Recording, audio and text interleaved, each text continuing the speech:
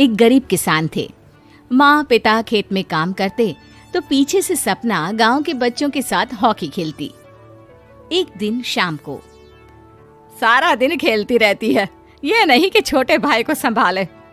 माँ पता है, मैंने आज हॉकी में पास के गांव के लड़कों की टीम को हरा दिया। अरे वाह वाह मेरी बेटी, शाबाश। ये ले के रुपया, जा जाकर टॉफी खा ले। सपना खुशी से पिता के गले लग जाती है और बाहर चली जाती है। अरे तुम इसको बिगाड़ रहे हो, मैं ना इसकी शादी ही करा दूंगी।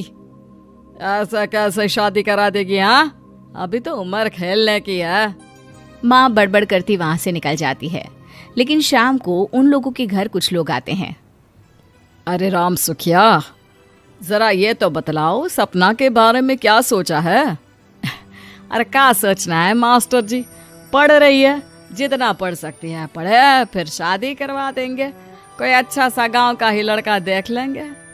अरे तुम तो उसके पिता हो, तुमको कुछ नहीं पता? माँ घबरा जाती है। अरे का मास्टर जी, का पता नहीं, का हो गया? हम तो इनसे पहले ही बोल रहे थे कि लड़की की जात है, संभाल लो। अरे भाभी जी, आप भी ना कभी अच्छा भी सोच लिया करो। अरे सपना क्या खेलती है हॉकी, बड़े से बड़े आदमी भी नहीं जीत पाते हैं उससे। कल गांव में एक टीम आ रही है, लड़कियों की हॉकी खेलने उसे भेज देना, वहाँ शायद कुछ बात बन जाए। अरे ना मास्टर जी, कोई खेल वेल नहीं करवाना हम लोगों को, वो भी शहर के लोगों के साथ तो बिल्कुल भी ना। शहर के लोगों को ना कोई भरोसा नहीं होता मास्टर जी। अरे कैसी बात कर रही हो सपना की माँ, बुरा आदमी तो हर जगह मिल जाएगा, उसके लिए शहर का और गांव का। हाँ मास्टर जी, हम लोग तैयार हैं, कल आ जाएगी सपना वक्त से। माँ के लाख मना करने पर भी पिता सपना को हॉकी टीम के लिए भेज देते हैं। शाम को सपना वापस आती है, लेकिन लट के मुंह से। और क्या हो गया, मार खाई हो का? कौन मारेगा हमें? कोई मार वार खाकर नहीं आए। अरे फिर शकल पर 12 क्यों बजे हैं, बताओगी? देखो माँ, आप समझोगी नहीं, बताकर फायदा क्या है? अरे बिटिया रानी, हम तो समझेंगे ना, हमें ही बता दे। सपना पापा के गले लग जाती है। पापा, मैं ना सिलेक्ट हो गई हूँ भारत की हॉकी टीम में खेलने के लिए। अरे वाह, ये तो बहुत ही खुशी की बात है मेरे बच्चे। फिर मेरी गुड़िया काहे परेशान है? पापा, मुझे दिल्ली जाना पड़ेगा आगे की प्रैक्टिस के लिए।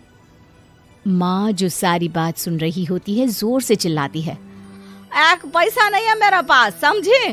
कुछ नहीं दूंगी। शादी के लिए लड़का फाइनल भी कर दिया है, कल्ले का बेटा, वो शादी कर लेगा तुमसे। सपना पिता की ओर देखती है। अरे देख सपना, खेलने दिल्ली जाना है तो सिर्फ इसी शर्त पे कि आकर कल्ले से बेटे से चुपचाप शादी कर लेगी, बोल। अरे ठीक है ना, कल्ले का बेटा तो बहुत ही समझदार है, सरकारी नौकरी है उसकी, मान गया वो तो सपना शादी कर लेगी। सपना भी धीरू, जो कि कल्ले का बेटा था, उसे जानती थी। वो मन ही मन सोचती है कि शादी तो वैसे भी होनी है, लेकिन माँ की ये शर्त मान गई तो जीवन जीने का एक मौका तो जरूर मिलेगा। हाँ, मुझे मंजूर है। तो कल मैं उन लोगों को बुला लूं? पिता और सपना दोनों एक दूसरे को देखते हैं। अब माँ ठीक है ना, बुलाने की क्या जरूरत है, वो लोग पसंद कर रहे हैं ना मुझे, वही ठीक है। बस आप तो मेरा दिल्ली का बैग पैक कर दो। सपना दिल्ली जाती है, दिल्ली टीम के लिए खेलने के लिए। सपना खूब अच्छा खेलती है और गोल्ड मेडल जीत कर आती है। जब वो गांव आती है तो उसका जोरदार स्वागत होता है। हर कोई सपना सपना चिल्ला रहा होता है। और सपना के पापा, तुम्हारी बेटी ने तो गांव का नाम रोशन कर दिया है। गांव की तरफ से तुम लोगों को गांव में पक्का मकान और सपना को परिषद में पक्की नौकरी देने के लिए हम तैयार हैं। अरे वाह वाह, पक्का मकान, ये तो बहुत अच्छी बात है, लेकिन सपना की नौकरी नहीं चाहिए हमें। हाँ, कैसी बात कर रही हो सपना की माँ? लड़की की नौकरी रहेगी तो अपने पैरों पर खड़ी रहेगी, किसी के आगे झुकने की जरूरत ना पड़ेगी। अरे चुप रहो, हम तो नौकरी ना करते हैं, पर मजाल है कि किसी के आगे झुके हो। ना, हमारी बेटी नौकरी नहीं करेगी। पिता लाख समझाते हैं, लेकिन माँ नहीं मानती। और फिर वो दिन भी आ जाता है जब सपना को अपने कहे अनुसार लड़के से शादी भी करनी पड़ती है ससुराल में। ए बहू, तू रोज रोज सुबह कहाँ जाती है? घर का सारा काम निपटा कर कहाँ भागती है? माँ का घर तो पास ही है, वहीं निकल जाती है क्या? नहीं माँ जी, मैं हॉकी खेलने जाती हूँ, मुझे खेलना पसंद है। खेलना पसंद है? अरे कैसी बात कर रही है बहू, शादी के बाद तो कोई लड़की खेलती फैलती नहीं है, वो घर का काम काज देखती है। सपना कुछ नहीं कहती। वो एक रोज कमरे में अपनी अलमारी ठीक कर रही होती है कि तब सुनो, वो जो लटक रहा है ना, क्या बोलते हैं उसे? मेडल। सपना पति की बात सुनकर खुश हो जाती है, उनके पास जाती है। मैं सोच ही रही थी कि तुमने कभी पूछा क्यों नहीं।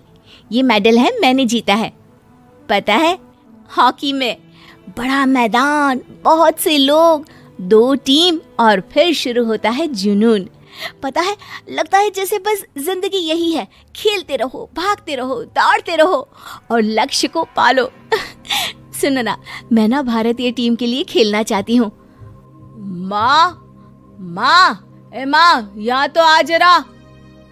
सपना हैरान हो जाती है कि ये क्या हो गया, पति अचानक से माँ को क्यों बुला रहा है। हाँ बेटा, क्या हो गया? काहे गला फाड़ रहे हो? माँ, ये सपना क्या कह रही है? अरे बीवी तो बोलती ही रहती है बेटा, लेकिन क्या हो गया, चिल्ला क्यों रहे हो? ऐसा क्या बोल दिया इसने? माँ ये बोल रही है कि इसको खेलना है भारतीय टीम के लिए। सपना डर जाती है। नहीं माँ जी, मैंने कहा कि मैं चाहती हूँ कि वो मैं बोला था ना, शादी के बाद कोई खेलता नहीं, घर का काम काज देखता है, लेकिन फिर भी। नहीं माँ जी, ठीक है, मैं घर का काम देखूंगी, कल से मैं खेलने भी नहीं जाऊंगी, माफ कर दीजिए। सपना पति की तरफ देखती है जो माँ की तरफ देख रहा होता है। उसे गुस्सा तो आता है, लेकिन करती भी तो क्या, सास के सामने कैसे पति की क्लास लगाती। अरे बेटा, अब क्यों घूरे जा रहे हो बहू को?